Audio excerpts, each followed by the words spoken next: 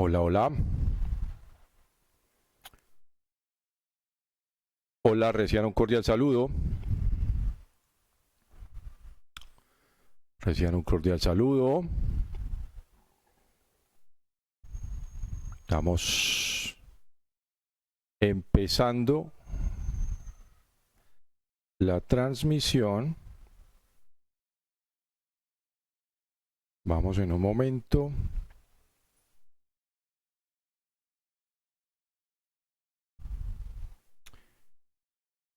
Hola, hola, hola.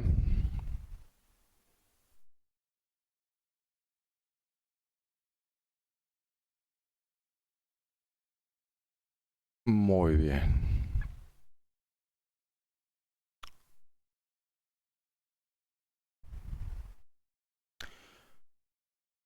Hola, hola, hola. Reciban un cordial saludo. Cordial saludo.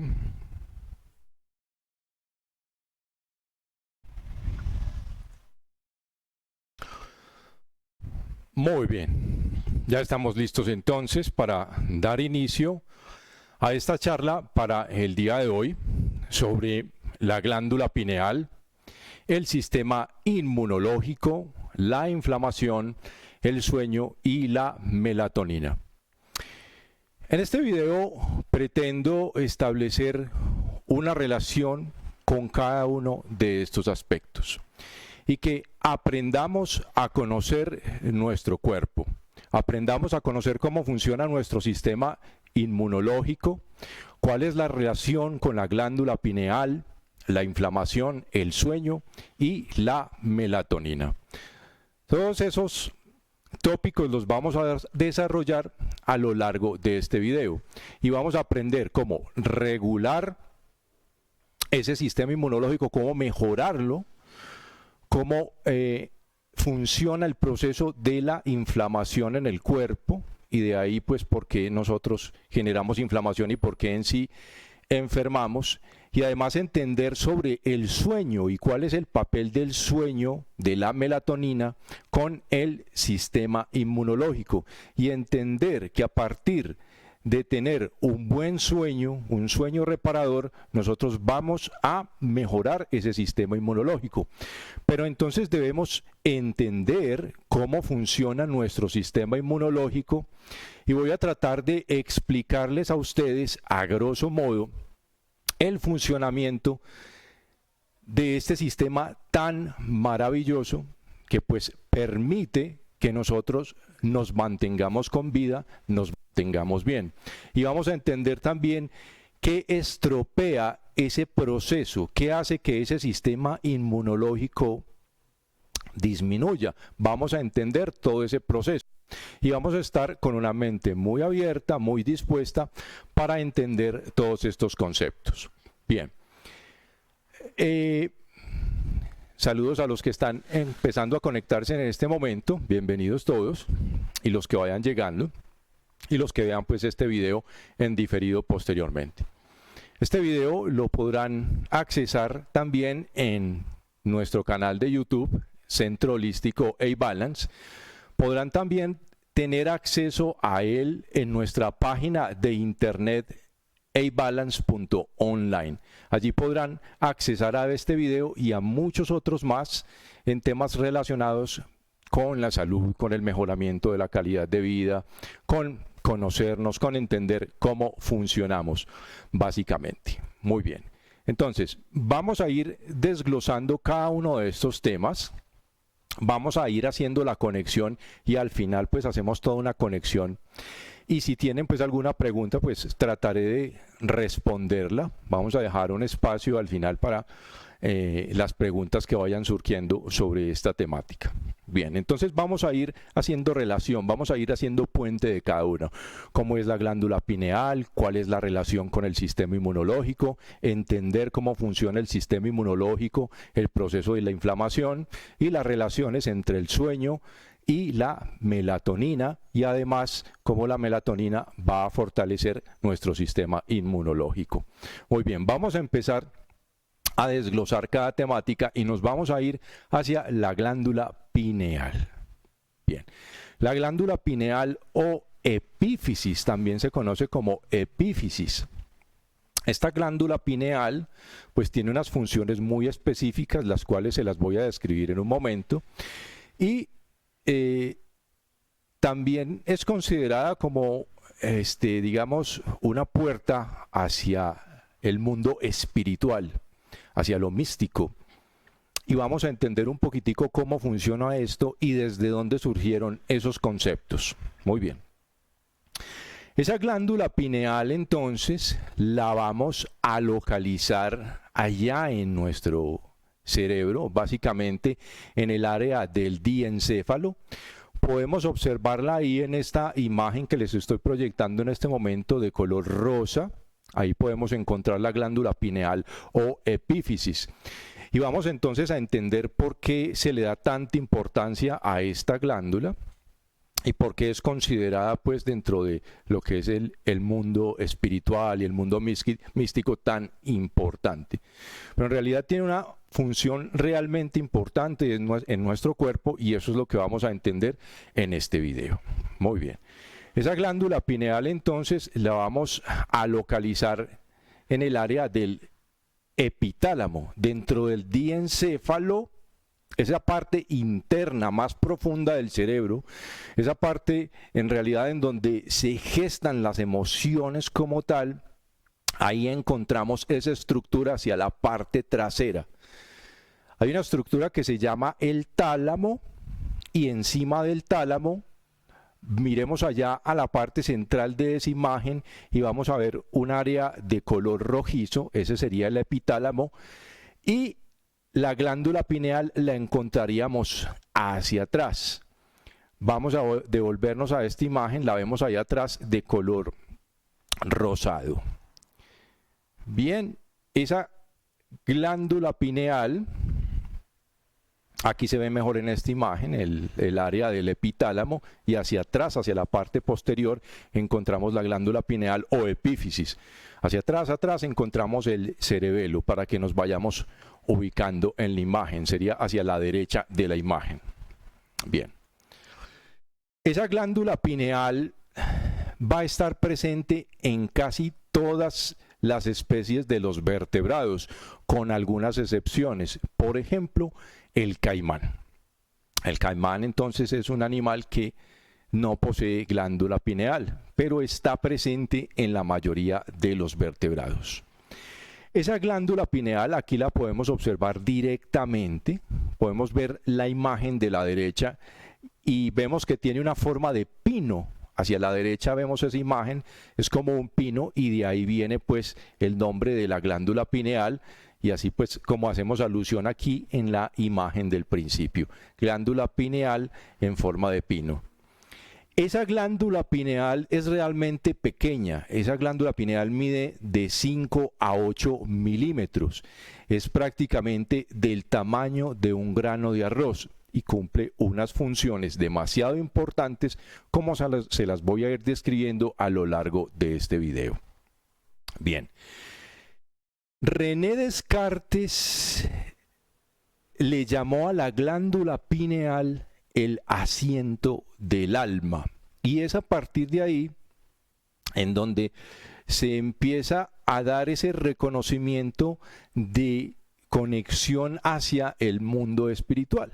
De hecho, él le atribuyó ciertas cualidades a la glándula pineal como el asiento además del pensamiento y la llamó el asiento del alma, dándole pues unas connotaciones muy relacionadas con la parte mística, con la parte espiritual, con la parte del pensamiento, que muchas de ellas pues posteriormente fueron desacreditadas.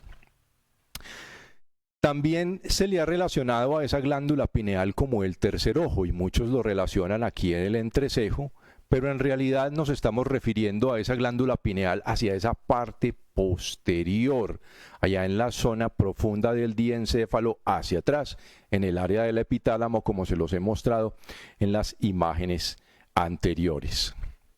Esa glándula pineal, una de sus funciones principales es la de secretar la hormona melatonina.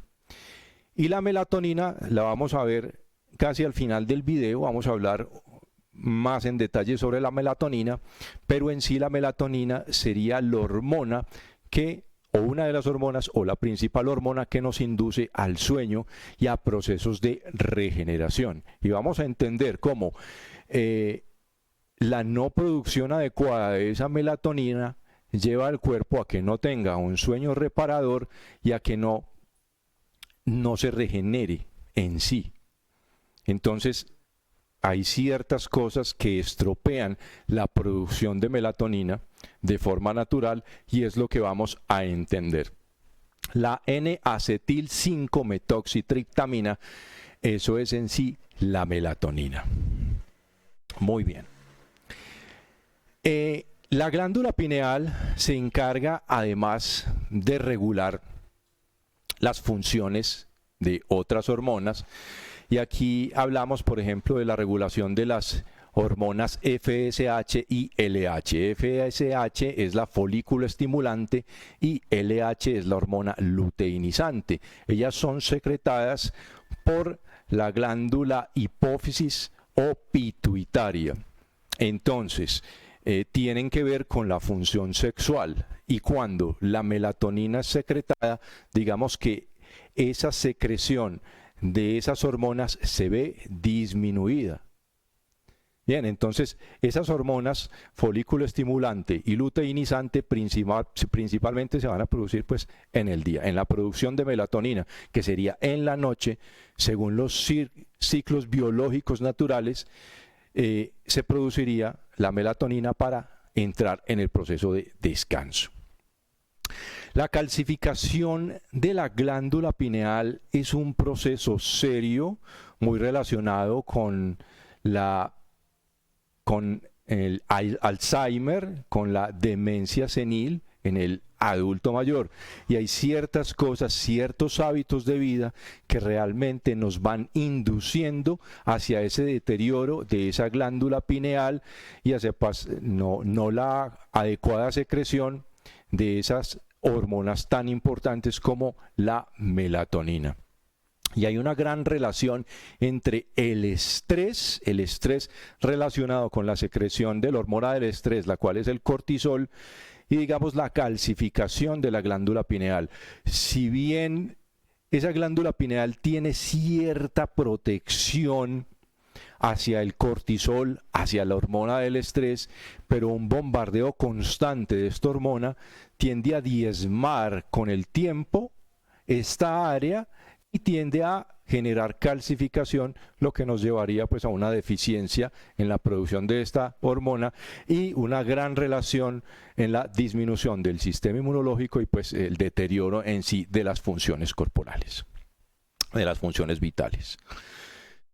Aquí tenemos la participación del doctor Eric Strassman, quien más o menos entre lo que fue 1990 y 1995, él es psiquiatra, fue quien hizo las relaciones más directas con procesos investigativos en cuanto a esa conexión de la glándula pineal y el mundo espiritual, pero a partir de la secreción de otra hormona, la cual es la DMT o la dimetiltriptamina, la cual en sí es una sustancia alucinógena. Bien, entonces él estableció esa conexión entre la producción de ese DMT, lo cual en sí es una sustancia alucinógena, y encontró que la glándula pineal secreta esta dimetiltriptamina, la cual induce a estados de, digámoslo así, de apertura, de visualización, de conexión con los mundos espirituales, y además se encontró que en aquellas personas en las cuales se realizaba la administración de esa DMT, de manera artificial, tenían, digamos, estados de conexión en lo que se refiere a visiones en tribus indígenas, en abducciones alienígenas, y en sí se le atribuye pues toda esta mística, pero a partir de esa DMT. Estos estudios de este doctor encontraron que la glándula pineal puede producir esta sustancia, y en realidad esta sustancia se va a producir en el sueño REM, el sueño de movimientos oculares rápidos, y es en sí el sueño profundo, y nos lleva a esos estadios de sueño lúcido. Bien, si bien nuestro cerebro, nuestra pineal puede producir eso, y de ahí que tengamos nosotros, si logramos esos estados de conexión directa, si seguimos un proceso adecuado, vamos a tener sueños reparadores, sueños profundos, sueños lúcidos, y todo a partir de esas secreciones de esas hormonas. Nuestro cerebro, nuestra pineal puede llegar a producir esto, pero se puede inducir de manera artificial a través de, por ejemplo, lo que se llama la ayahuasca o el yagé, a la cual, digamos, nos lleva a hacer esa conexión directamente, a que se estimule a partir de esta sustancia, de este DMT, ya sea a través de la ayahuasca o de extracto como tal de la DMT, y suministrado al cuerpo. Pero bien, a lo que yo quiero llegar acá es que es posible llegar a esos niveles de conexión a partir de un proceso normal y natural. En sí, la DMT es considerada como una sustancia alucinógena, y ahí pues encontramos al yagé como tal o a la ayahuasca, la cual nos lleva a esos estados, digámoslo así, de supraconciencia, de conexión con el mundo espiritual, pero también que puede ser considerado pues como una alucinación como tal. Pero en sí lo interesante de esto es el papel que esto juega en los procesos de conexión, de aprendizaje, de apertura, de expresión del cuerpo a un nivel superior, y pues el estrés, el mundo moderno como tal, nos va a impedir esa conexión y a entender un poquitico más, digamos, quiénes somos nosotros en realidad. Bien, eso en cuanto a la DMT y a la producción pues de la glándula, en la glándula pineal. Bueno, ya esto lo he mencionado. Bueno, la DMT tiene una estructura similar a la de la melatonina. Entonces las dos juegan un rol muy importante en esos procesos de apertura de la conciencia y en procesos de recuperación, regeneración celular, procesos inclusive de aprendizaje, de entendimiento. Bien.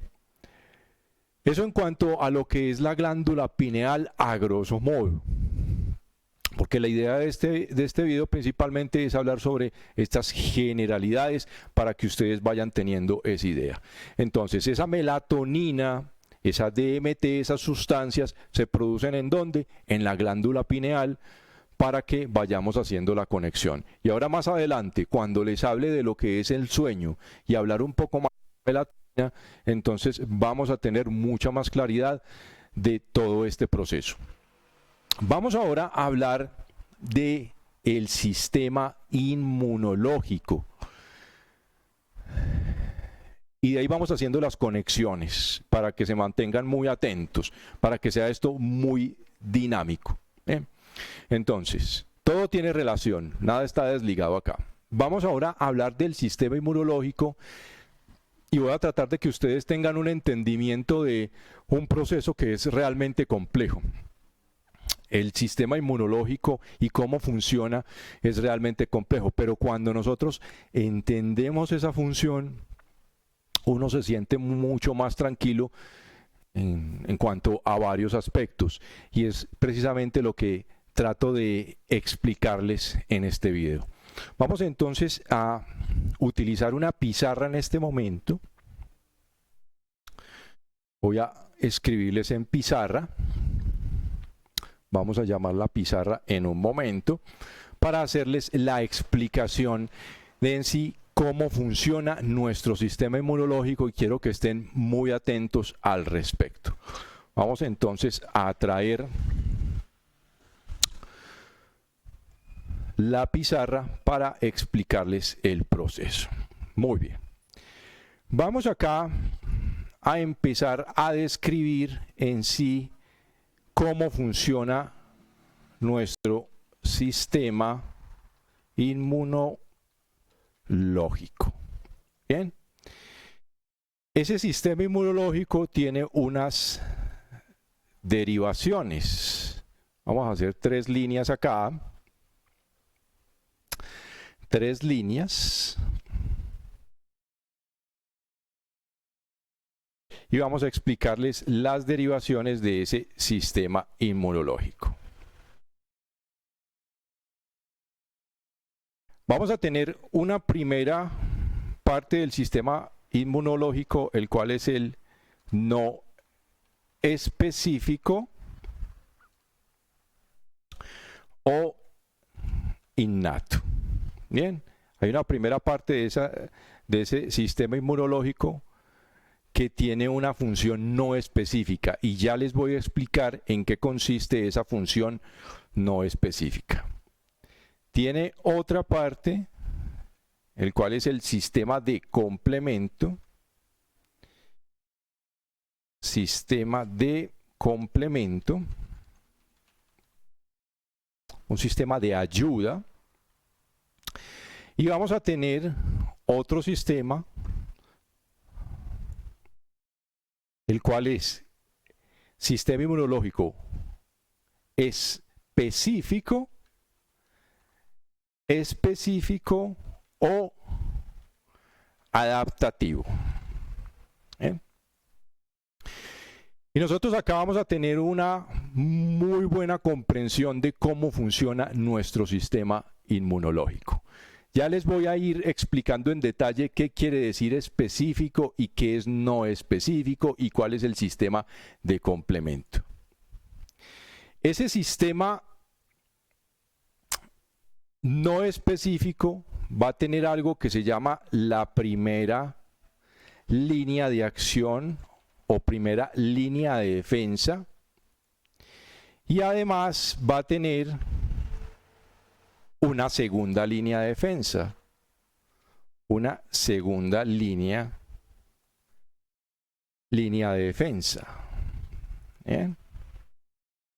Entonces, esa primera parte del sistema inmunológico no específico innato tiene una primera línea de defensa y una segunda línea de defensa. Bien, vamos a ir desglosando primero esta parte.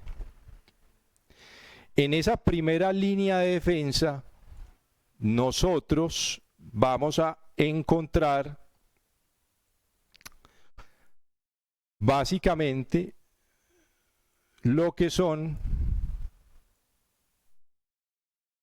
vamos a hacerlo de nuevo por acá, en esa primera línea de defensa entonces vamos a encontrar lo que son las barreras.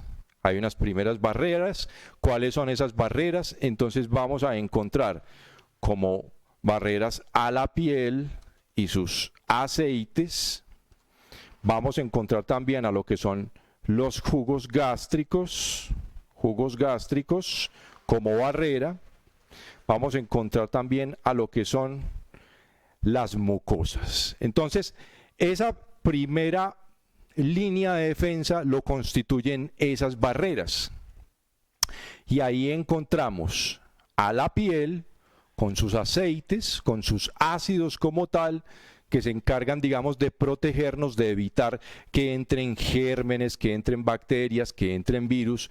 Tenemos además a los jugos gástricos en el estómago, que ese estómago, imagínense ustedes, que es como si fuera una parte externa, una primera línea de defensa y todo lo que son las mucosas.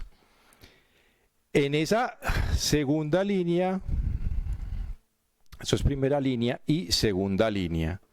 Vamos a ver lo que es la segunda línea y quiénes son los actores de esa segunda línea.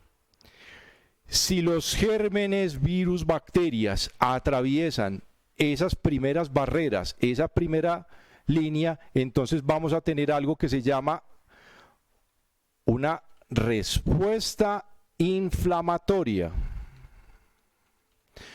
Inflamatoria como mecanismo de defensa. Entonces el cuerpo, si los agresores superaron esa primera barrera, esas primeras barreras, entonces el cuerpo va a reaccionar básicamente generando lo que es inflamación. Y dentro de un momento les voy a explicar en sí cómo funciona entonces esa respuesta inflamatoria. Y dentro de esa segunda línea encontramos también a los fagocitos. Y esos fagocitos serían esas células que se van a encargar de atacar, dentro de, además de esa respuesta inflamatoria, atacar y fagocitar, eso quiere decir fagocitosis, fagocitar a los intrusos. El sistema de complemento básicamente está constituido por proteínas, por unas proteínas que se encargan de atacar a esos intrusos que pasaron esas primeras barreras, y son unas proteínas que son bastante buenas en lo que tiene que ver con el tema de las bacterias. Ahora, sistema específico o adaptativo. Y yo ya aquí ya les puedo empezar a hablar sobre las diferencias de lo que es el sistema no específico innato y lo que es el sistema específico adaptativo. Bien, en el no específico, nuestros agentes protectores atacan de manera indiscriminada a todo aquello que sea sospechoso, a todo aquel intruso que se vea sospechoso lo van a atacar directamente, bien, sin ninguna diferenciación. Y el sistema específico o adaptativo quiere decir que nuestro sistema inmunológico hace adaptaciones y reconocimiento de los intrusos, llegando a lo que se llama una inmunidad. Y ahí es cuando decimos nosotros que somos inmune a cierto agente agresor. El sistema no específico, para entenderlo mejor, sería como un cazador utilizando una escopeta de perdigones que va a atacar absolutamente a todo.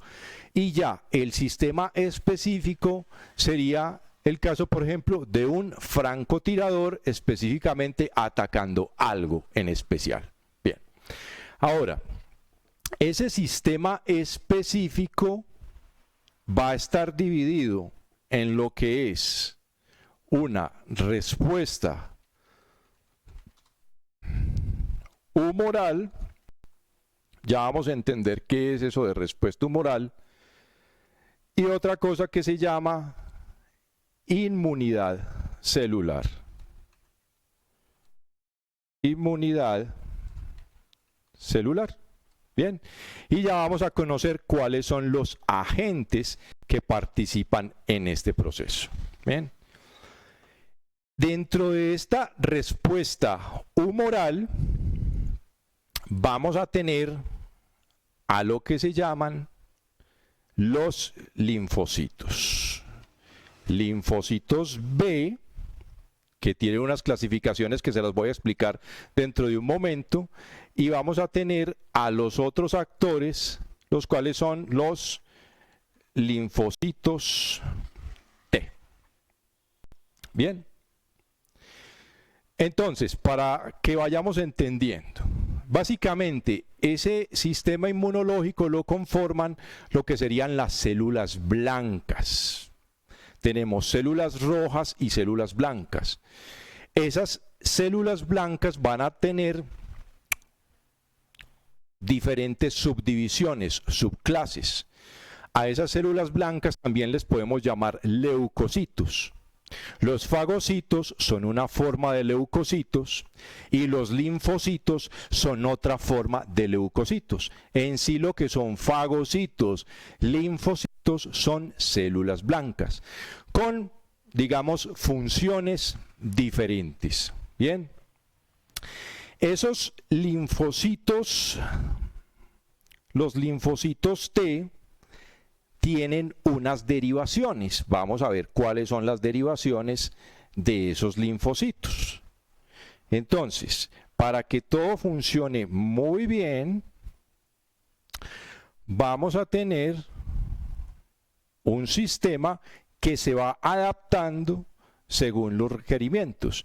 Y dentro de lo que son los linfocitos, vamos a encontrar una primera subclase que se llama TH, o T-helper, linfocitos T ayudadores, y vamos a tener otra subclase, la cual se llama los linfocitos T citotóxicos, T subíndice C.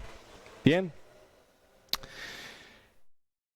Todo esto es lo que va a participar en ese sistema inmunológico. Y digamos, para que vayamos entendiendo mejor, cuando todo funciona perfectamente bien y nuestro sistema inmunológico funciona a la perfección, entonces estos agentes, estos linfocitos B, estos linfocitos T, van a atacar, van a destruir, van a reconocer a cualquier agente agresor que llegue a atacarnos. Esa respuesta específica adaptativa va generando inmunidad y una memoria inmunitaria, es decir, que vamos a reconocer a esos agentes y si pasado un tiempo, 5 años, 10 años, ese agente regresa, entonces vamos a tener una memoria que nos va a ayudar a reconocer a esos agresores. Lo que sería el sistema inmunológico no específico, innato, no tiene esa capacidad de generar memoria, no tiene esa capacidad de adaptarse hacia esos agresores y ellos van a estar atacando de forma indiscriminada a cualquier agente que llegue y de hecho van a estar generando inflamación porque eso es lo que se sabe hacer a partir de esa primera respuesta, de esas primeras líneas de defensa. En esas primeras líneas de defensa lo único que se conoce es la inflamación. Cuando nosotros estamos bajo estrés continuo, prolongado, bajo, digamos, la influencia del cortisol en procesos de estrés que se mantienen en el tiempo, ese sistema específico adaptativo se ve diezmado. Bien, entonces no va a funcionar de manera adecuada. Por lo tanto, ese proceso adaptativo específico de reconocimiento de agentes agresores, no va a funcionar de manera adecuada y básicamente nuestro cuerpo va a quedar en lo que serían respuestas inflamatorias. Las respuestas inflamatorias, como las vamos a ver en un momento, son utilizadas para llamar a este gran ejército, el cual está relacionado con lo que son estos linfocitos. Bien, esto para que lo entiendan es a grosso modo apenas, porque esto es algo bastante complicado y estamos tratando de hacerlo mucho más entendible y me parece supremamente importante que nosotros entendamos cómo es que funcionamos, cómo funciona nuestro sistema inmunológico en sí y qué vamos a hacer entonces para mejorar ese sistema inmunológico. Bien. Ahora, vamos a ir un poco más a lo que es en sí la respuesta, esa respuesta humoral. Bien, vamos a tener acá, vamos a hacer un pequeño diagrama y vamos a dibujar acá a unas células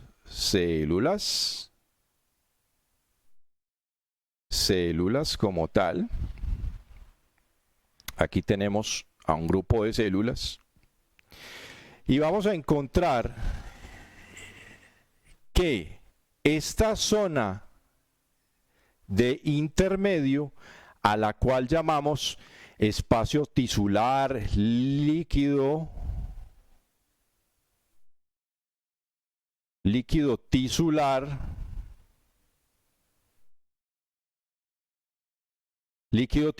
o espacio intersticial, es el campo de acción de estos linfocitos B. Esos linfocitos B van a actuar con aquellos patógenos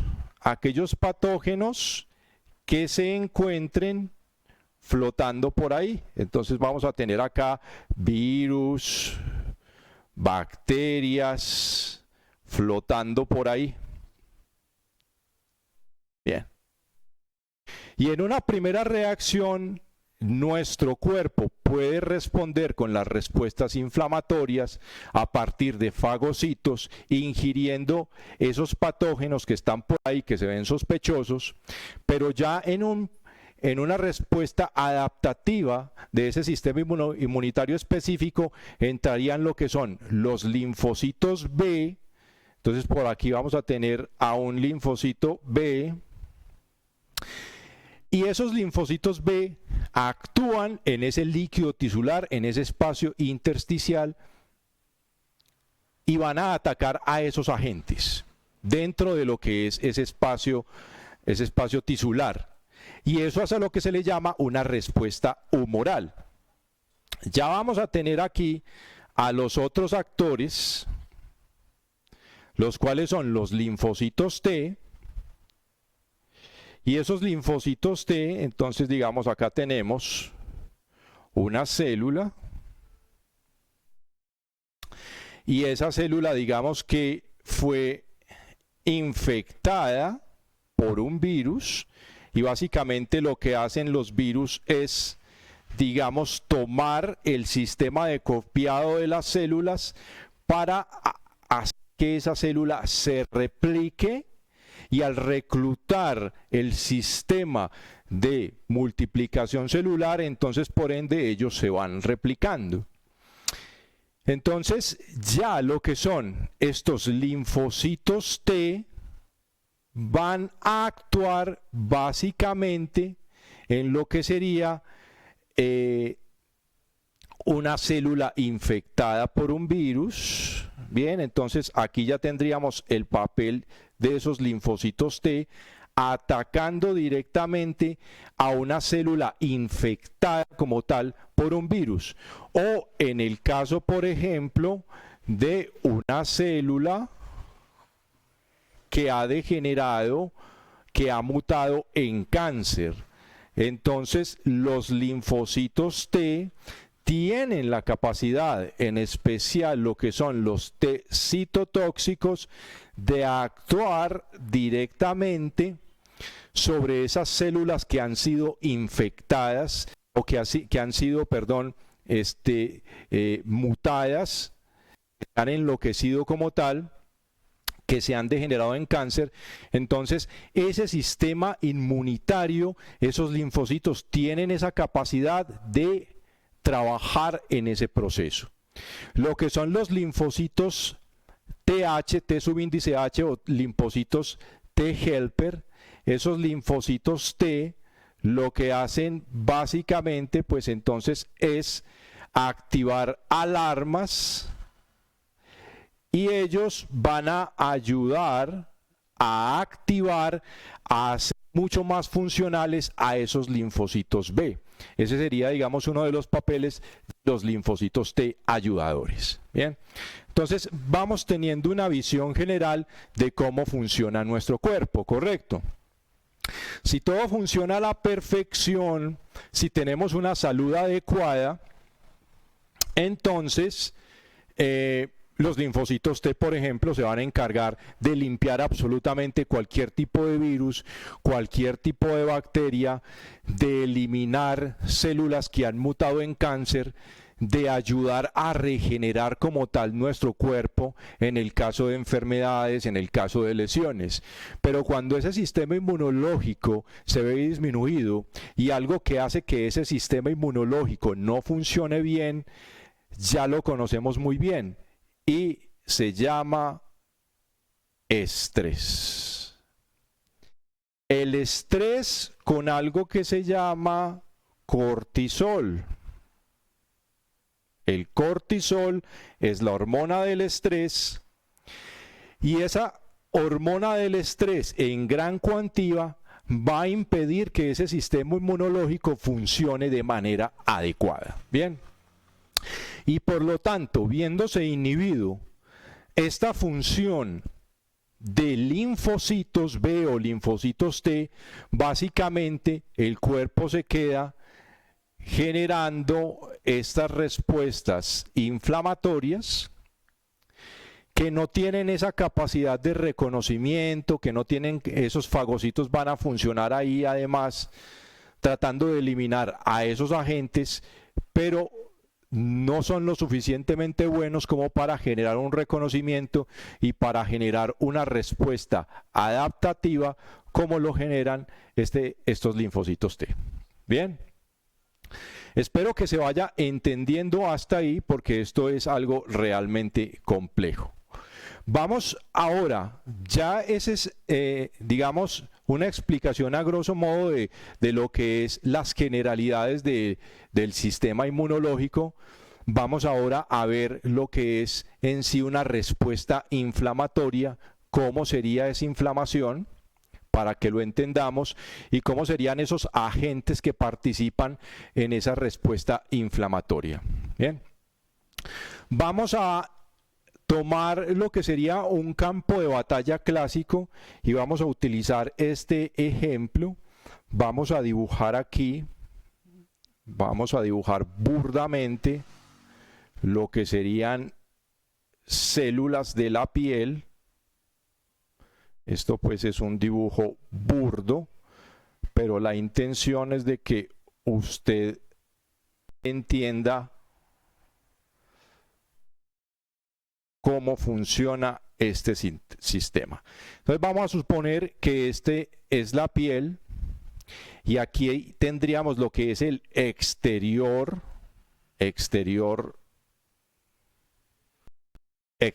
de la piel, afuera, entiende esto como afuera y entiéndase esto como adentro. Este sería el interior celular. Bien. Entonces vamos a crear aquí lo que sería un campo de batalla inicial. Vamos a dibujar acá algunas células.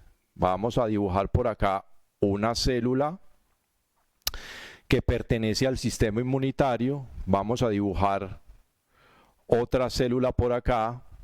Y estas primeras células del sistema inmunitario, vamos a decir que son los mastocitos. Mastocitos, vamos a dibujar otro, a escribir, perdón, mastocito, mastocitos, listos. Estos son dos mastocitos. Para que se vaya entendiendo, para que ustedes tengan una visión más global de cómo funciona todo esto, el cuerpo humano tiene un equivalente en células de 10 a la 14. Esto es una cuantía enorme. Entonces vamos a tener que 10 a la 14, eso es una cantidad de ceros enorme. Vamos a tratar de dibujarlos por acá. 1, y vamos acá. 1, 2, 3, 4, 5, 6, 7, 8, 9, 10, 11, 12, 13, 14. Y en puntos de 1000, para que nosotros contemos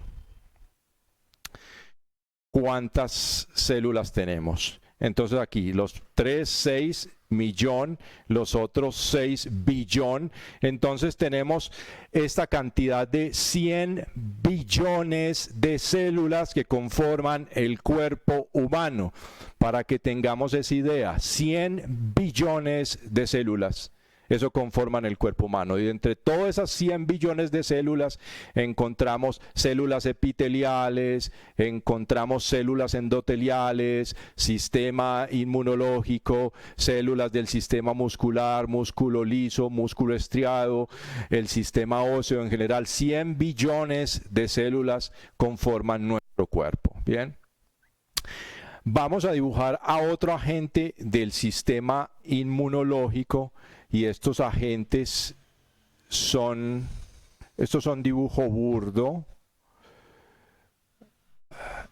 Estos son lo que serían las células dendríticas. Células dendríticas. Vamos a tratar de dibujarlo lo más parecido a una célula dendrítica. Entonces estos son células dendríticas. Dendríticas. Es decir, células que tienen dendritas, células dendríticas. Aquí tenemos entonces a unos primeros actores de ese sistema de defensa, ese sistema inmunitario. Bien. Y vamos a decir, además, que tenemos capilares, hay unos capilares de ese sistema inmunológico. Vamos a dibujar por acá burdamente un capilar y vamos a dibujar este capilar con lo que serían las células. Vamos a dibujar esto aquí un poquito más pegadito. Voy a tratar de dibujar lo que es como tal un tubo, un tubito, y esto es células endoteliales. Y vamos a entender cómo es que funciona este sistema y este primer sistema de inflamación. Esta respuesta inflamatoria es lo que estamos aquí trabajando en este momento. Los agentes entonces serían, por ejemplo, eritrocitos, glóbulos rojos. Vamos a dibujar glóbulos rojos por acá. Glóbulos rojos. También tenemos entonces los glóbulos blancos. Vamos a dibujar unos glóbulos blancos por acá. ¿Bien? Entonces les he dicho que en sí esos glóbulos blancos son el sistema inmunitario. ¿Bien? Entonces digamos que hasta aquí todo está dentro de lo normal. Todo va dentro de lo normal. Aquí tenemos una piel, aquí tenemos los espacios. En los espacios sería el espacio intersticial, líquido tisular. Aquí tenemos los capilares. A través de esos capilares es como se dan los intercambios gaseosos. A través de un intercambio gaseoso es como va a llegar esa oxigenación a todas las células producto de estos capilares. Aquí estamos dibujando burdamente apenas un capilar. Aquí tenemos algunos mastocitos, aquí tenemos algunas células dendríticas que están en la cercanía de la piel, mastocitos están en la cercanía de la piel y digamos que esas células están ahí pendientes, activas, esperando, digamos, proteger el cuerpo. Ahora, vamos a imaginarnos algo clásico, y esta es una explicación clásica muy práctica para entender esto, y es imaginarse una astilla que atraviesa la piel. Aquí tenemos una astilla atravesando la piel. Esta es una astilla o un clavo, un splinter, clavo, que atraviesa la piel. Y por supuesto, entonces, al atravesar la piel, pues entonces va a dañar a estas células, va a producir daño a nivel rompimiento de estas células, las va a dañar, va a estropear estas células alrededor, ¿bien? Generando daño. Esta astilla o clavo, y generalmente entonces ese clavo, si está oxidado, va a tener cosas desagradables adheridas a él, va a tener gérmenes adheridos a él, bien, toda clase de cosas desagradables, bacterias que tiene adheridas a él, y por supuesto al atravesar la piel, pues esas bacterias van a pasar al interior de nuestra piel, hacia ese espacio intersticial, y se van a diseminar por ahí. Entonces aquí ustedes van a empezar a entender cómo es que esta maravilla funciona, porque cada vez que yo veo esto, lo explico, me maravillo más, porque esto es una maravilla, esto es una obra de ingeniería como tal. Cuando esto sucede, y en sí cuando se da el daño a las células, esas células que están todavía activas y que han sido tocadas, rozadas, o la vecindad como tal, van a liberar unas sustancias,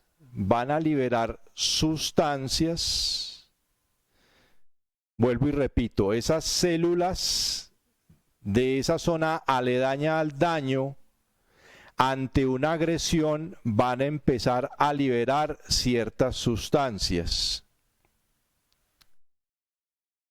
Esas sustancias que se liberan son unos mecanismos de alarma, y esas sustancias tienen el nombre de quimiosinas.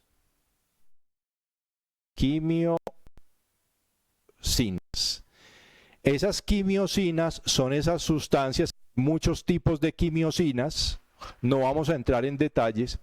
Esas quimiosinas, digamos, dan una alarma, dan un aviso. A su vez, esas bacterias que han ingresado empiezan a liberar también químicos, ciertos químicos que van a generar una reacción. Entonces, químicos secretados por esas células que han recibido una alarma ante una agresión, esas quimiosinas, más esos químicos secretados por las bacterias, van a activar a lo que serían los mastocitos, y al ser estimulados esos mastocitos por ese proceso de quimiosinas o de químicos de bacterias, empiezan a liberar una sustancia en especial. Los mastocitos van a liberar una sustancia que se llama histamina. Esa histamina es en sí la que va a producir una respuesta inflamatoria. Esa histamina va a entrar en contacto con estas células endoteliales y va a producir una inflamación. Vamos a borrar por acá a estas células y las vamos a hacer un tanto más grandes. Vamos a borrar estas células.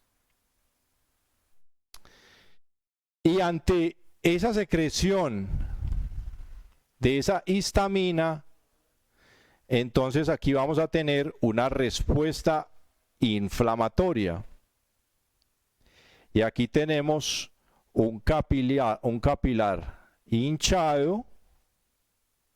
De hecho, va a generar unos espacios entre sus células a través de las cuales van a pasar unos actores principales en el proceso de inmunidad, ¿bien? En el sistema inmunitario. Esa histamina, esa dilatación, esa dilatación como tal va a generar una inflamación.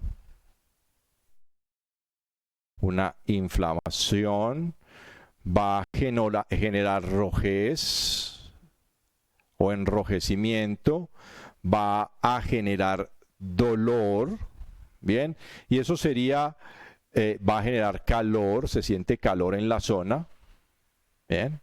Hay una vasodilatación, esto es en sí una vasodilatación, y esto es en sí lo que se conoce como una respuesta inflamatoria. Bien, ¿qué es lo que pasa?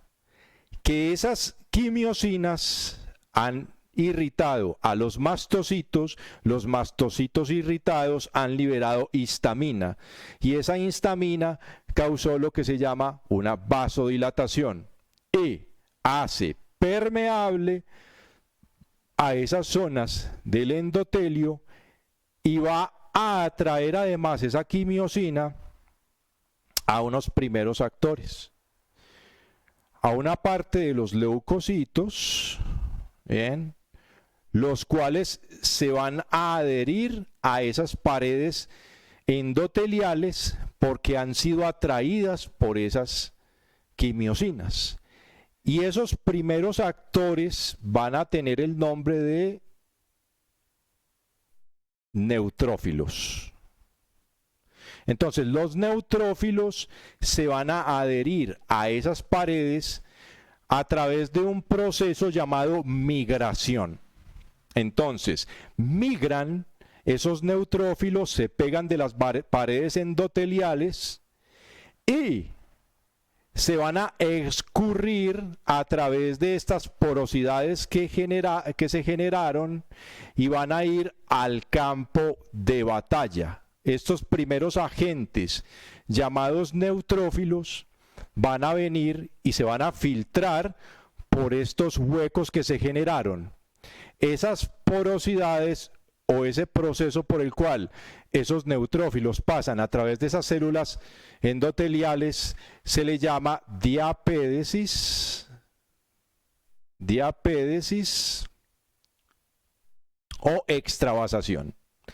Esa diapédesis o extravasación es el proceso por el cual esos neutrófilos y otros agentes van a pasar, digamos, hacia esa zona de batalla.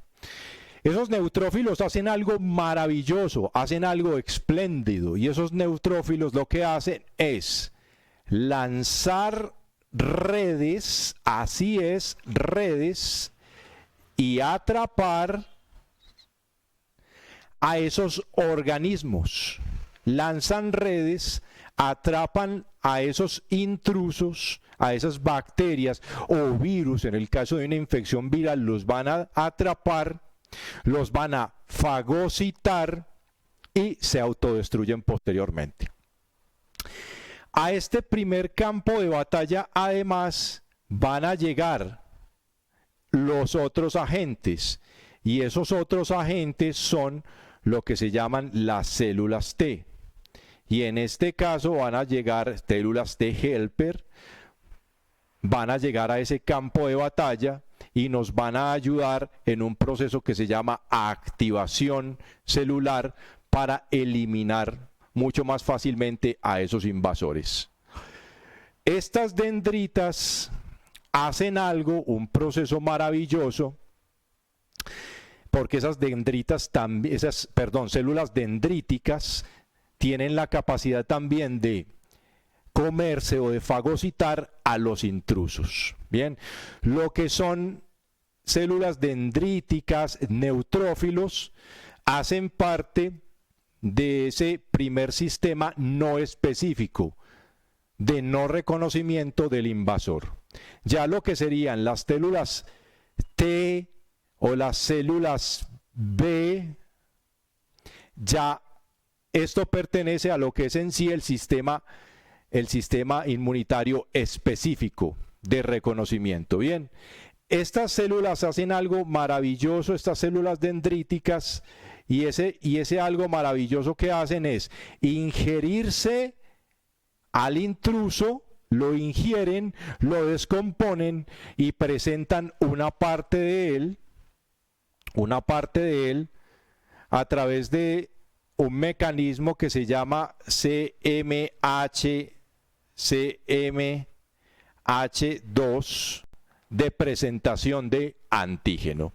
Bien, y el antígeno sería ese invasor, ya sea una bacteria, ya sea un virus, ya sea cualquier agente invasor, lo van a descomponer. Bien, entonces eso es lo que hacen estas células, y así es más o menos, a grosso modo, cómo funciona ese sistema inmunológico. Bien, ahora, Para que usted tenga una idea mediana de cómo funciona ese segundo sistema, ese sistema inmunitario específico, para que usted tenga una idea de cómo es este proceso de reconocimiento. Yo no voy a entrar en detalles porque, como les digo, esto es algo supremamente complicado y este es un video simplemente informativo para que usted tenga una idea, pero que le quede claro. Digamos que voy a representar aquí una célula B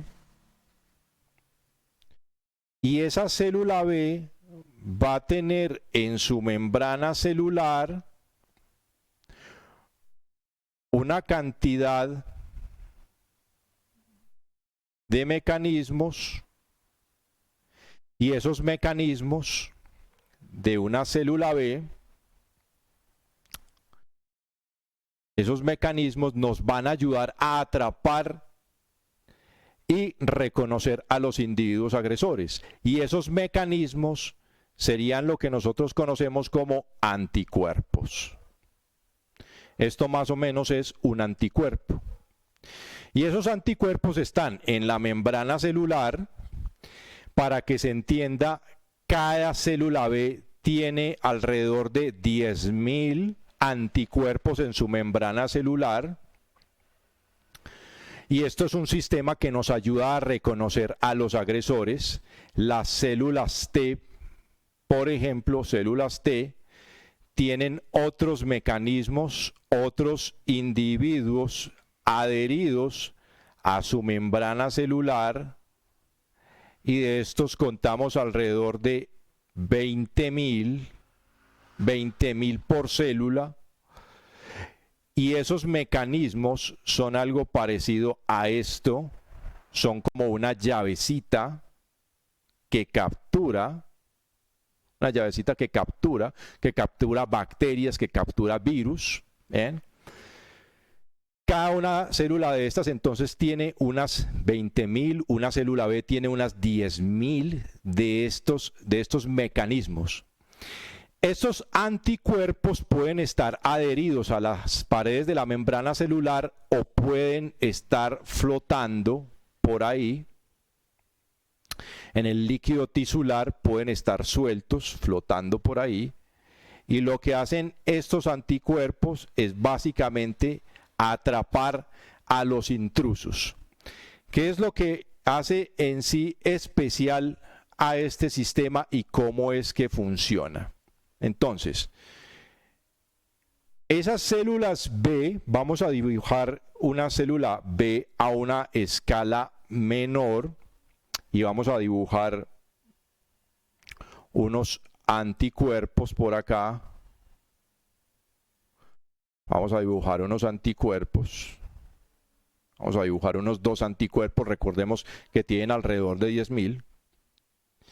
Entonces, digamos que tienen una capacidad de reconocer individuos, de reconocer agentes agresores, pero tienen esa capacidad de reconocer esos individuos, bien, a partir de una gran cantidad de combinaciones, y van a tener lo que son unas partes variables, que serían unos mecanismos que van a encajar con virus o bacterias.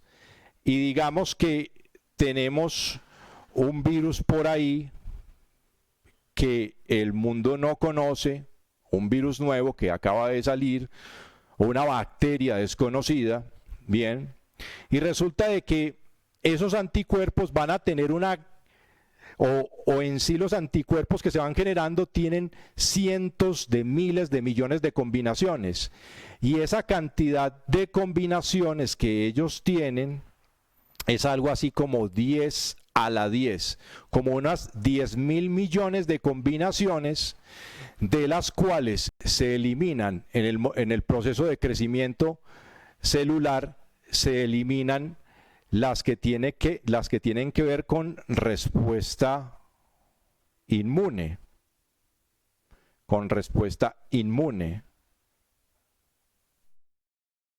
Y esa respuesta inmune sería básicamente eliminar esa posibilidad que tienen esos anticuerpos de comérselo a usted, básicamente de comerse sus células como tal. Bien, entonces se eliminarían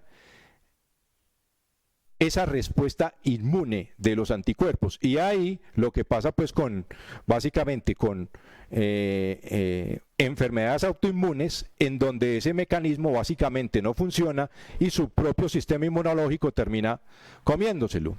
Entonces digamos que volviendo al virus, como hay tanta cantidad de llaves, como hay tanta cantidad, digamos, de cerraduras, tanta cantidad de combinaciones posibles, bien, y estas son las partes variables. Esto sería una parte variable, vamos a dibujarlo por aquí a una escala mayor, un anticuerpo,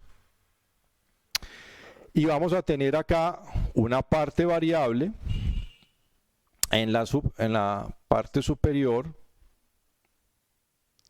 y esas partes variables entonces digamos son cientos de miles de combinaciones, de millones de combinaciones, que va a permitir, digamos, reconocer a cualquier agresor, a cualquier virus, bacteria, por nueva que sea, va a tener la capacidad, con esa tanta cantidad de combinaciones, alguna de ellas va a encajar con ese virus o con esa bacteria. Entonces digamos que esta célula B tiene esta cierta clase de combinaciones, bien, y resulta que este agresor finalmente encajó con una de esas combinaciones. Y este agresor o este virus quedó enganchado. Y ese virus tiene una parte, la cual se llama epítopo, que es la que se va a fijar a esa combinación. Recordemos que generamos cientos de miles de combinaciones. Y cuando esta célula reconoce a ese agresor, lo captura, dice, yo soy esta célula que he reconocido a este agresor, lo voy a fagocitar, me lo como, lo descompongo y finalmente lo presento en algo así que se llama un complejo CMH2, complejo mayor de histocompatibilidad, y esta partecita que sobresale acá es esa parte de ese virus que va a permitir que sea reconocido en sí por las células T, los otros agentes del sistema inmunológico, y hacen que esto sea activado, en especial lo que son las células T helper, ellas van a hacer la activación. Entonces vamos a tener por acá a una célula, nuevamente, una célula B, y vamos a tener acá su anticuerpo, y vamos a tener acá su parte variable. Vamos a dibujar por acá, vamos a representar en este complejo CMH2 y vamos a dibujar, digamos, esa parte que se ha reconocido. Y es acá donde llega una célula T helper o una célula T ayudadora con este mecanismo sofisticado, el cual tiene que tener relación, tiene que ser igual a esta llave. Y recordemos entonces que hay cientos de millones de combinaciones. Este sería una célula T helper que va a activar directamente a esa célula B, y al ser activada le va a decir que empiece a clonarse. Se va a empezar a clonar y va a empezar a producir anticuerpos que va a liberar. Esos anticuerpos que libera y esas células que se crean nuevamente, pues entonces van a permitir reconocer este tipo de virus en específico. Bien. Y esas células, al ser activadas, empezarse a dividir, van a dividirse en algo que se llama células de memoria, y hay otras células que se llaman efectoras. Y esto aplica tanto a las células T, hacen estos mismos procesos de memoria, y células efectoras. Y ya una célula efectora B se convierte en lo que se llama célula plasmática. Y las células plasmáticas son fábricas de anticuerpos. Anticuerpos que van a ser hábiles para atacar este tipo de virus. Y aclaro, cualquier tipo de virus, por nuevo que sea, jamás lo han conocido en la faz de la Tierra. Su sistema inmunológico tiene la plena capacidad de reconocer absolutamente todo. Y es requisito que ese sistema inmunológico funcione a la perfección para que tenga esa capacidad de reconocimiento de esos agresores. Si tenemos influencia del estrés, por ejemplo, este sistema inmunológico no va a funcionar. Si tenemos acción, por ejemplo, de la emoción miedo, este sistema inmunológico no va a funcionar bien. Y vamos a quedar expuestos básicamente a estos agresores y vamos a estar generando respuestas inflamatorias permanentes, puesto que no se van a reconocer como tal a los agentes agresores. Bien, entonces todo esto es una respuesta inflamatoria. Recordemos acá lo que sería, lo que ya hemos visto, al sistema inmunológico, a sus clasificaciones, y esto ha sido una explicación a grosso modo, porque esto es mucho más complejo. Haría quizás un video de 3 horas, sería, si ya es largo el video, sería unas 3 horas o más, o 4 horas de explicación de todo esto. Pero esto es a grosso modo para que ustedes funciona esto. Bien. Ya tienen ustedes una idea, a grosso modo, de cómo funciona esto y de que ese sistema inmunológico tiene la capacidad de reconocer a esos individuos agresores y cómo es que funciona en sí ese sistema inmunológico. Ahora, en cuanto a los anticuerpos, esto sería una imagen de un anticuerpo. Aquí podemos ver las partes variables y el antígeno aquí en la parte superior, bien, sería el que es atrapado. Y esos anticuerpos van a tener partes variables o van a tener cerraduras, y los antígenos serían los virus, las bacterias, y ellos serían como las llaves que van a entrar en esa cerradura. Y producimos muchísimos anticuerpos, demasiados anticuerpos, que tienen la capacidad de reconocer a cualquier agresor. ¿Queda claro eso? Espero que sí. Entonces vamos a tener anticuerpos de todas las clases, de todas las categorías que ustedes quieran, con la capacidad de reconocer cualquier agente agresor. De muchas formas.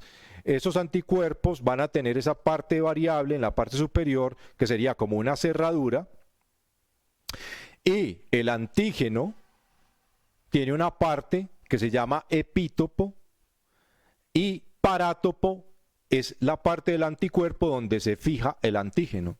Entonces, una vez lo atrapa, lo lleva a su interior, lo fagocita, lo presenta, lo activa una célula T helper, esa célula B se empieza a clonar, a replicar, a fabricar anticuerpos, ¿bien?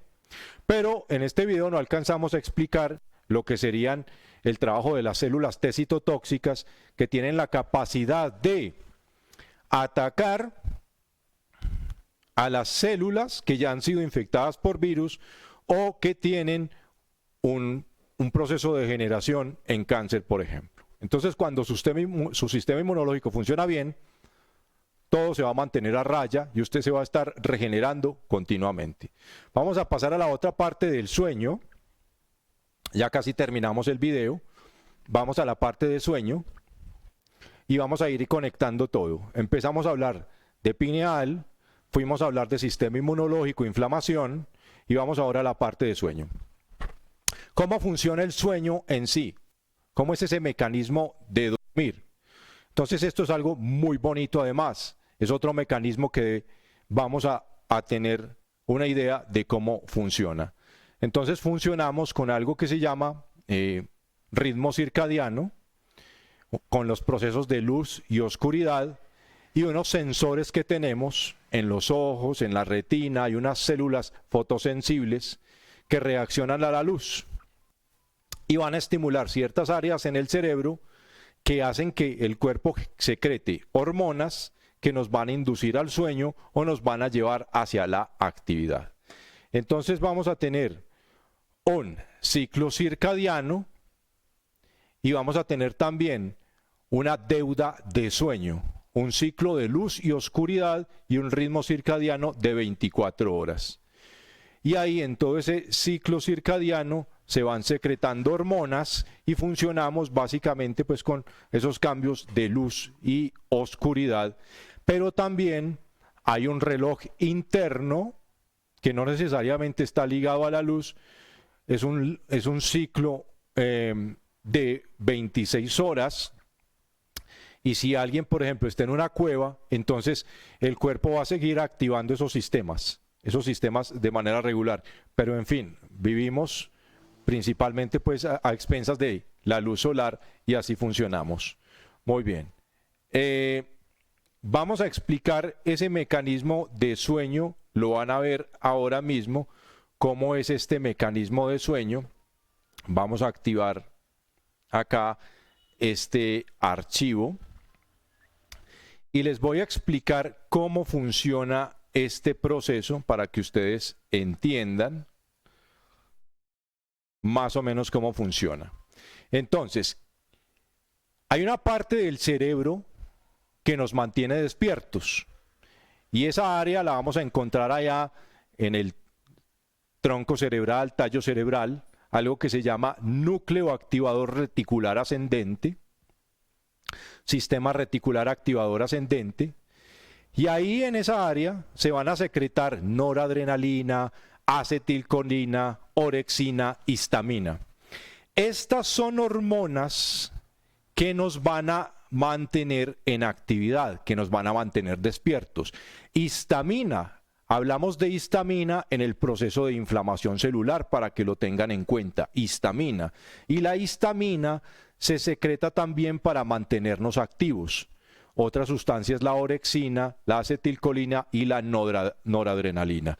Entonces allá en esa formación reticulada es en donde se secretan estas hormonas que nos mantienen despiertos y se van a activar en ese ciclo de luz principalmente. Debería funcionar así de manera natural. Hay personas que tienen el ciclo cambiado. Bien. Ahora, ¿por qué dormimos? Hay otra parte en el cerebro, sobre todo lo que es en el hipotálamo. Aquí podemos ver el tálamo y debajo del tálamo encontramos al hipotálamo y este sería aquí ampliado, una visión del hipotálamo y sus, digamos, sus derivaciones, sus componentes. Y una parte de ese hipotálamo sería el núcleo supraquiasmático.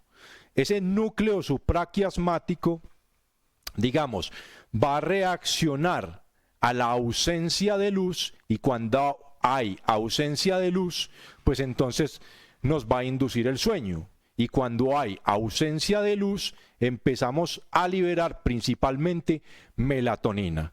El ciclo de acción de la adenosina, que es otra sustancia que nos induce al sueño, ya se las voy a explicar.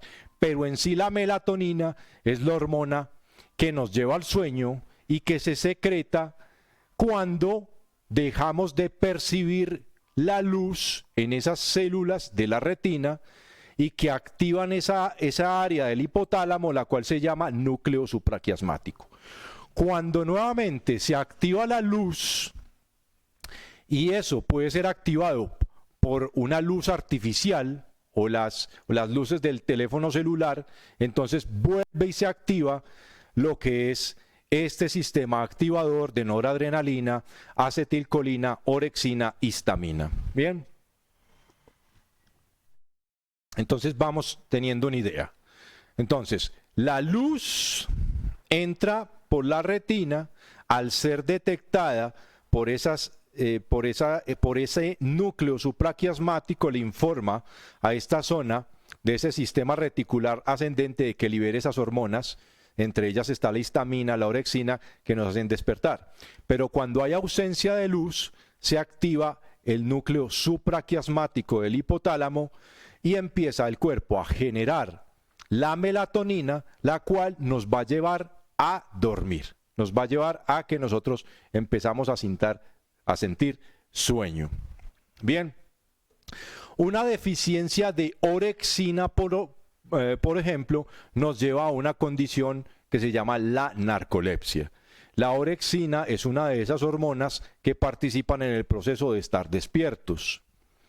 Ahora, si nosotros tomamos antihistamínicos, inhiben la histamina, que sería en sí una sustancia inflamatoria.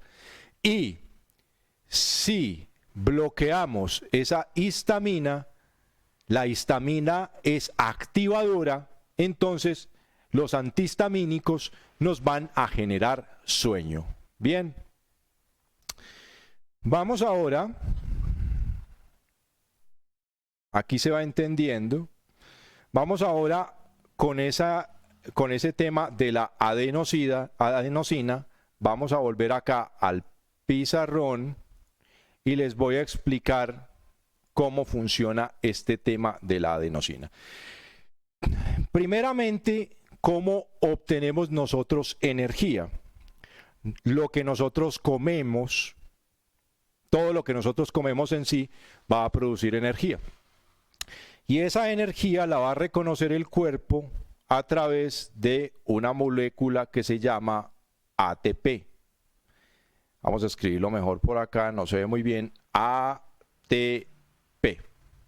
Y ese ATP es en sí adenosín, vamos a escribirlo, adenosín trifosfato.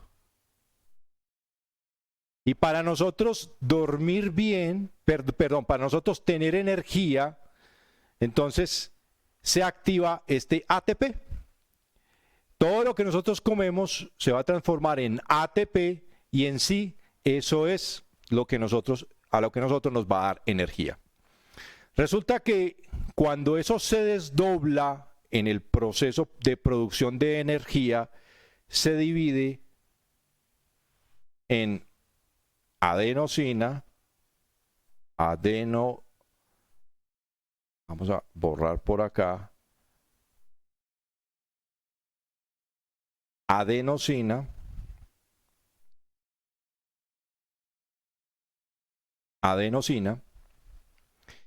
y este ya sería un subproducto de ese ATP. Esa adenosina va a quedar libre y entre más actividad nosotros realicemos, entre más ejercicio hagamos, entre más pensemos, y todo en sí genera gasto energético. El acto de dormir, el acto de respirar genera gasto energético y por lo tanto va a generar su derivado del ATP en adenosina. Resulta que esa adenosina se empieza a acumular y el cerebro humano va a tener unos receptores de adenosina. Entonces, entre más actividad tengamos en el día, más adenosina se va a fijar a esos receptores y cuando ya tenemos mucha adenosina fijada a esos receptores, entonces básicamente entramos en sueño. Y esa es otra de las razones por las cuales sentimos sueño. Y por eso el ejercicio físico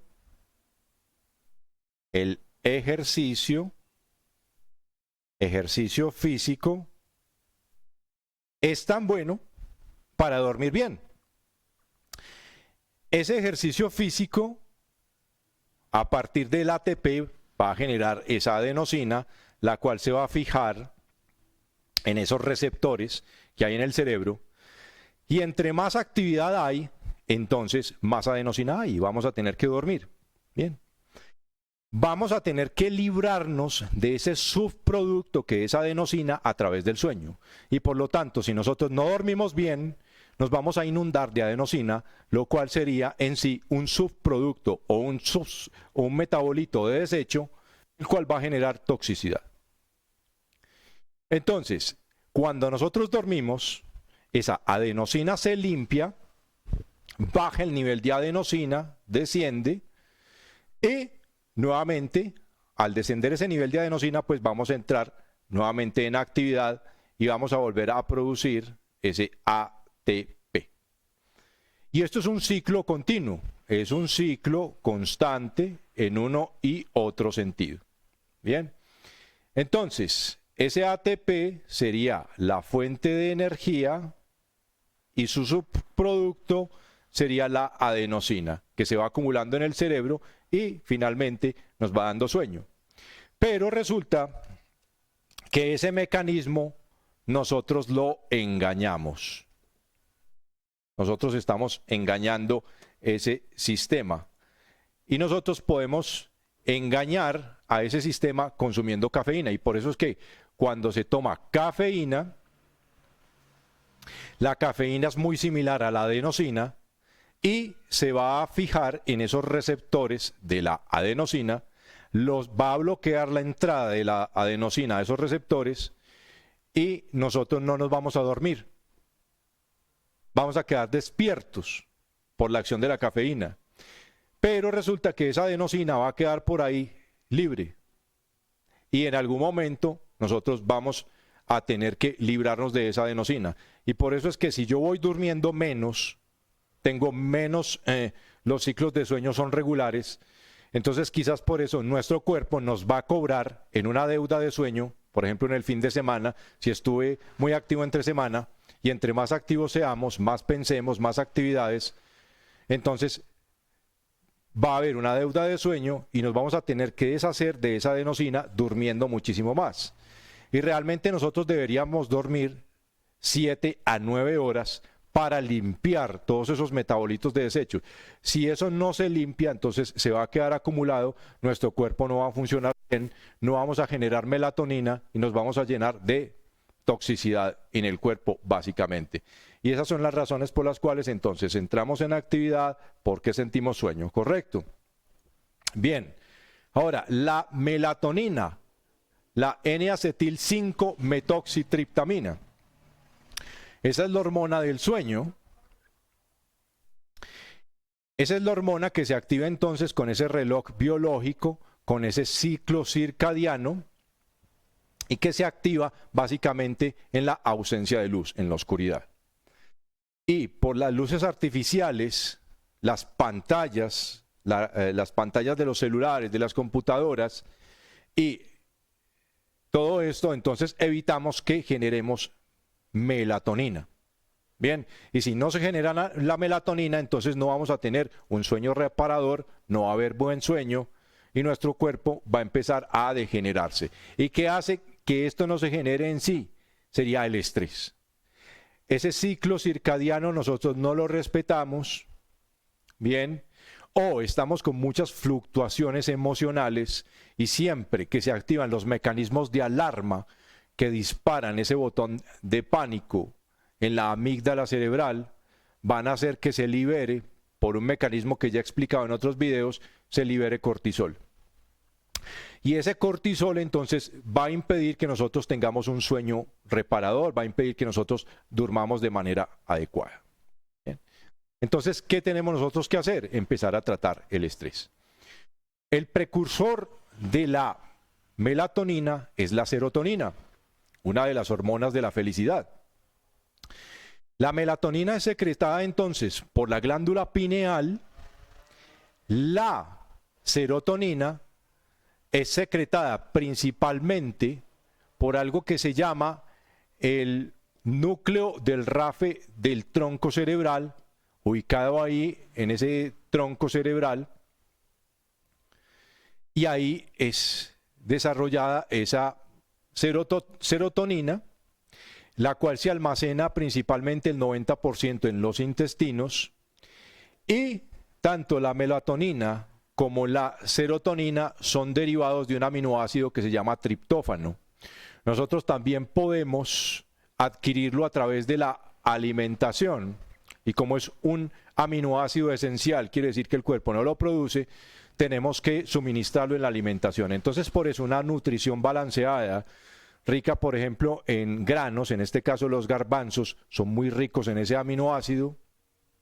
Están también las almendras y hay otra cantidad de nutrientes que contienen ese triptófano y que nos van a ayudar a que el cuerpo fabrique la serotonina, que nos van a ayudar a que el cuerpo fabrique melatonina y que nosotros nos mantengamos saludables, ¿correcto?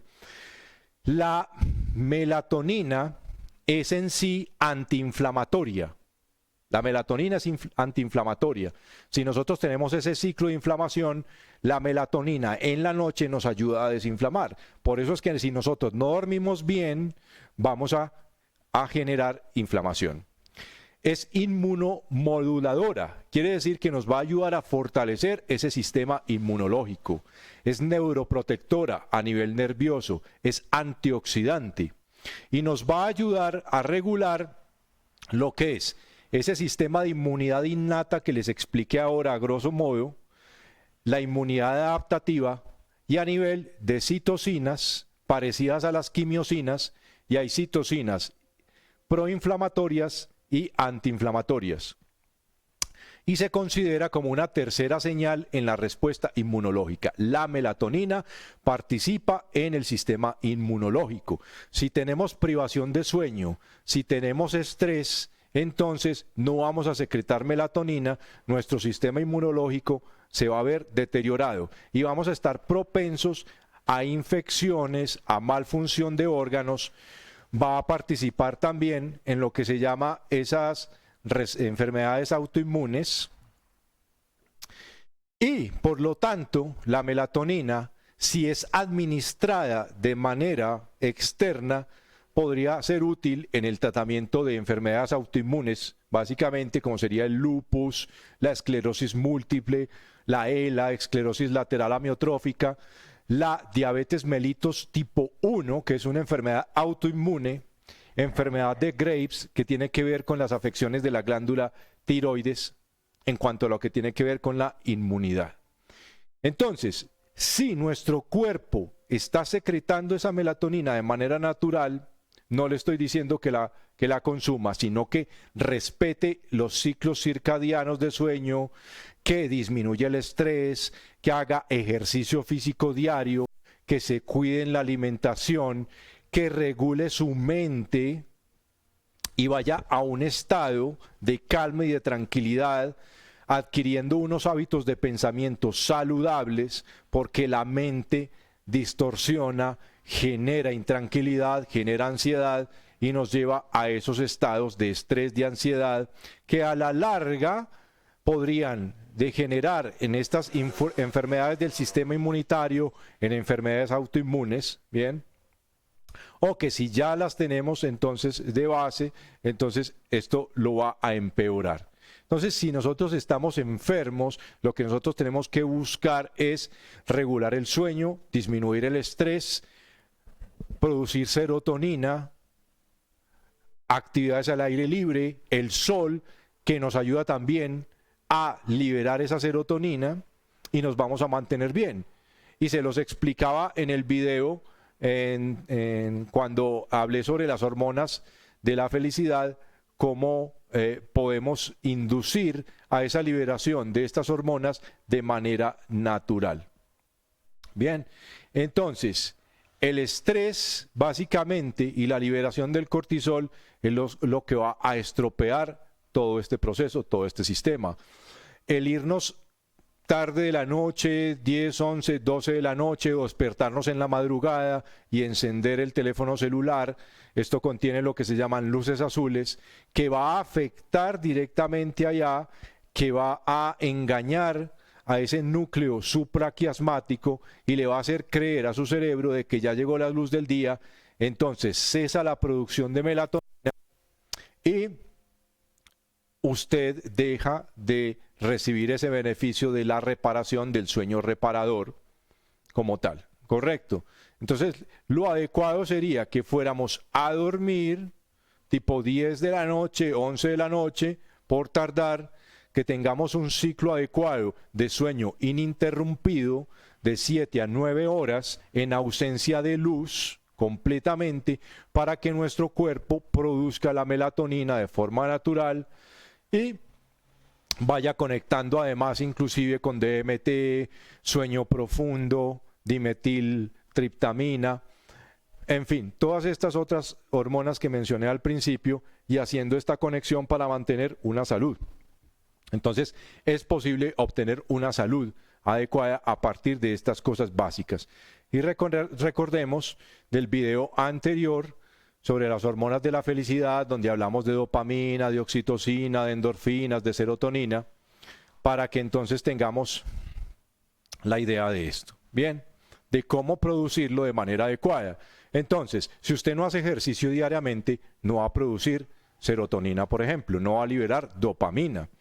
Si usted no hace meditación, ejercicios respiratorios, entonces usted va a mantener unos niveles de estrés. Si usted no maneja emociones, va a mantener unos niveles de estrés altos. Y niveles de estrés altos son iguales a cortisol, el cual va deteriorando esos mecanismos internos y van a interrumpir esos procesos de regeneración celular de manera natural. Entonces, cosas sencillas como practicar hobbies, abrazar, sonreír, hacer ejercicio, hábitos de pensamiento adecuado, nutricionales, son suficientes para tener una salud adecuada y bien balanceada. Ya en otros videos podemos entrar más en detalle, hablando más sobre el sistema inmunológico de una manera más detallada para entender cómo funciona más precisamente cada uno de esos elementos, mucho más en detalle el papel de los linfocitos B, de los linfocitos T, cómo funcionan en realidad, cómo es más en detalle ese proceso de fagocitosis, cómo es ese proceso de presentación de antígeno, de reconocimiento de antígeno.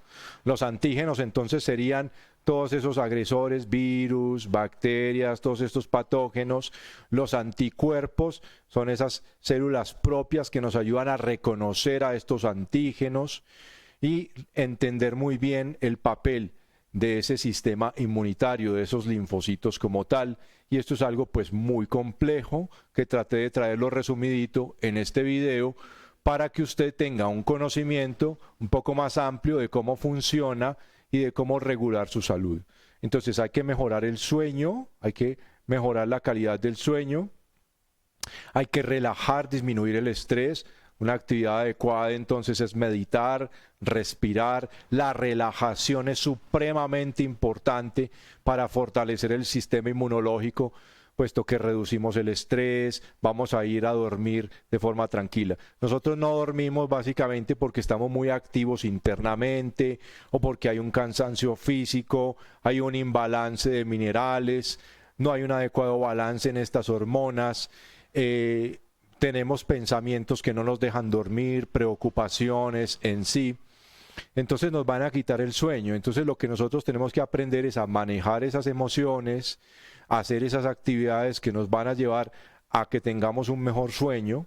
Ya tenemos una idea de cómo y en dónde se produce el sueño y por qué es importante que estas hormonas se produzcan. Bien, y de que no es algo tan sencillo. Hablamos de esa adenosina, como cuando se acumula en el cerebro, nos va induciendo al cansancio y al sueño, y que si esa adenosina no es evacuada, y es evacuada con el buen dormir, si no es evacuada se va acumulando, va generando pues unos metabolitos de desecho y vamos generando lo que son deudas de sueño que nuestro cuerpo después no lo va a cobrar.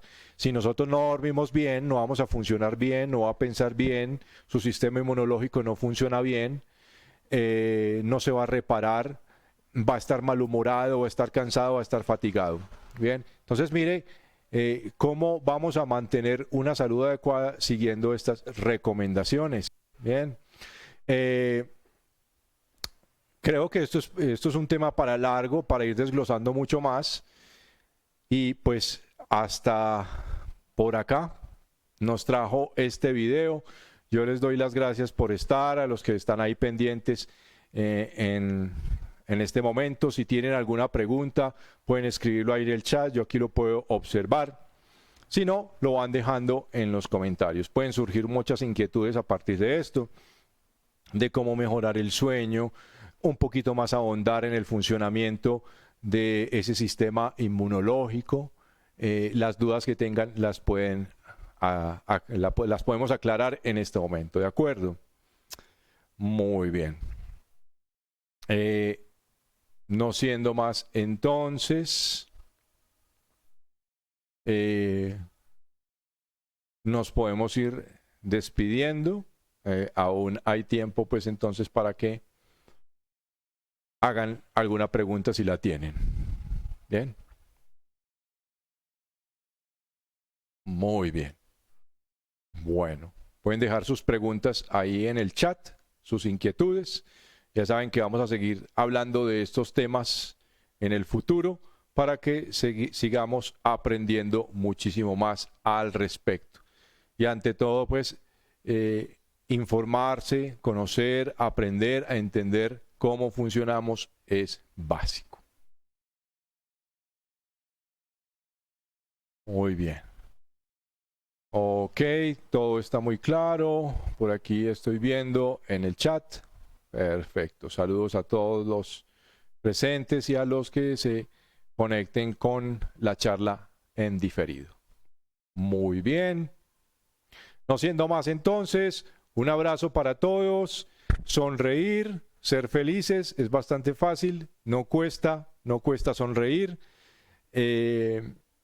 Hasta la próxima. Sigan en contacto y se cuidan. Chao, chao. Bye, bye. Saludos a todos. Bye, bye.